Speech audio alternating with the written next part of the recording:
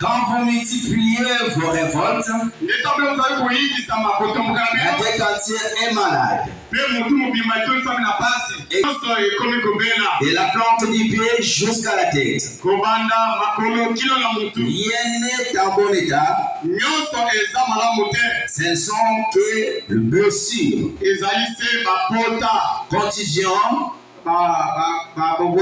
contusion des plaies qui n'ont été ni pensées ni bandées,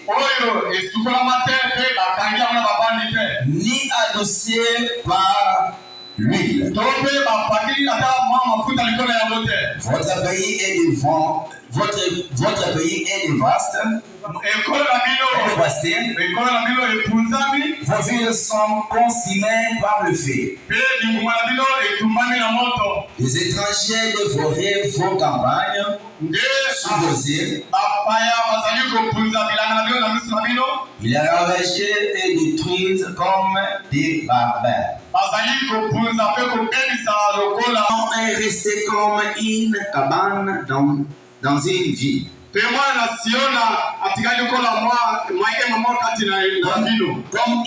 Comme une hutte dans un champ de concombres. Comme une ville épargnée. Si l'Éternel des armées ne nous y conserve un faible reste,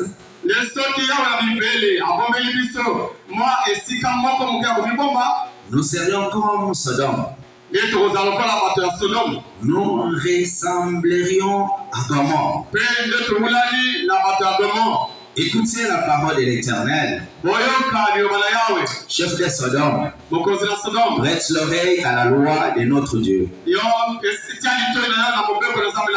Peuple de Gomorrhe, qu'ai-je à faire de la multitude de vos sacrifices? Dit l'Éternel, je suis rassasié des holocaustes,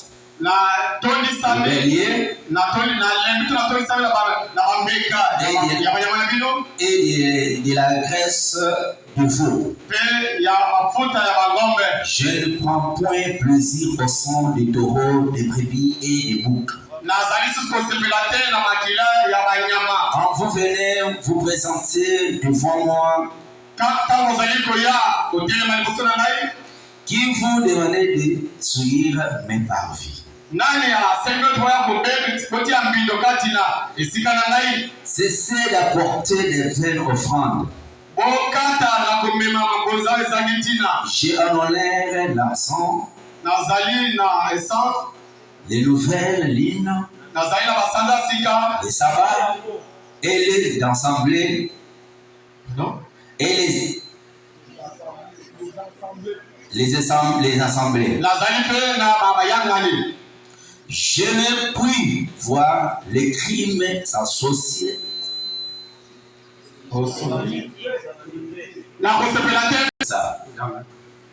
Mon âme aime vos nouvelles lignes et vos fêtes. Elles me sont en charge. Elles me sont en charge. Je suis las de les supporter. Quand vous attendez vos mains, je détourne de vous mes yeux. Quand vous multipliez de prières, je n'écoutais pas. Vos mains sont pleines de sang. Lavez-vous, purifiez-vous, ôtez de devant mes yeux la méchanceté de vos actions. Cessez de faire le mal.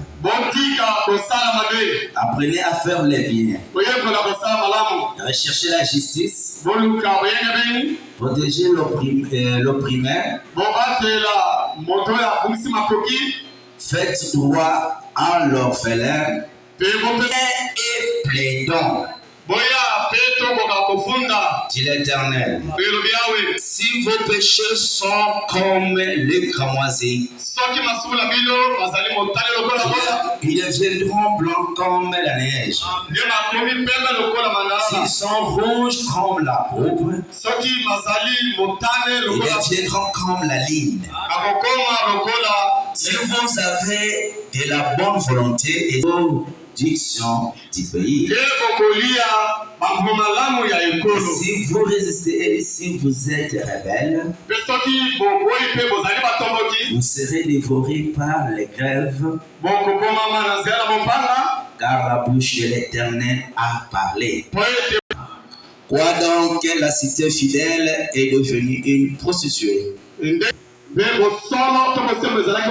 maintenant, il y a des assassins. Prions.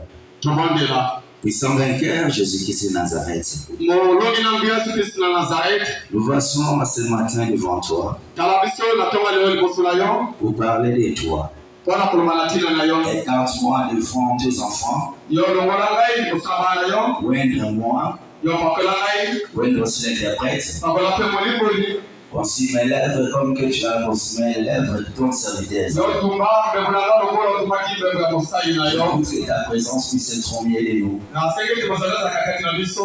qu'en prêchant, tu viens confirmer ta parole. Nous t'invitons maintenant dans ces lieux, Père. Rendre l'éditoire.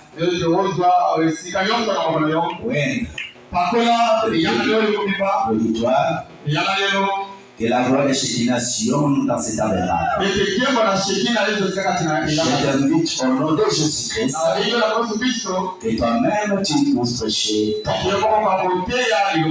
Remplis-moi de ta puissance. Dans le nom puissant de Christ Jésus. Amen. À cause de leur vie. À cause de leur comportement. Malgré que Dieu les avait condamnés, il ferme à droite, il ouvre à gauche. Ils avaient sévèrement condamné. N'était-ce que lui-même Dieu. Il avait ouvert la brèche. Mais les peuples là se retrouvent en enfer. Parce que la façon que nous venons de lire l'écriture, vous voyez que c'est Dieu qui parlait. Il parlait sévèrement. Il était touché de sa créature. Comment la créature que Dieu a créée peut retourner Dieu le dos? Mais Dieu là, mais de la compassion, il avait ouvert la voie. Il est toujours là pour ouvrir la voie. Il vous demande ce matin de venir plaider. Là où tu es assis, tu connais de quel péché qui t'embête. Tu connais de quel problème tu as. Tu connais de quoi que ce soit qui te tourmente. Mais il te demande maintenant de venir et plaider. Nous allons plaider. Nous allons faire ça. C'est chacun et chacune il va connaître de quoi il va aller présenter à Dieu. Parce que toi tu es là, mais il y a un avocat auprès du Père. Avant que l'avocat puisse faire la plaidoirie pour toi, c'est toi qui vas lui présenter ton dossier. Tu as quel dossier qui t'embête?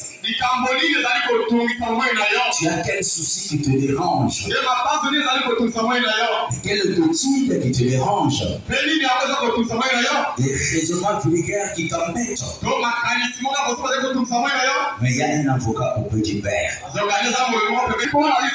Ça a été pour Israël. Elle était là. Il ne manque pas de témoins. Dieu avait pris le cieux.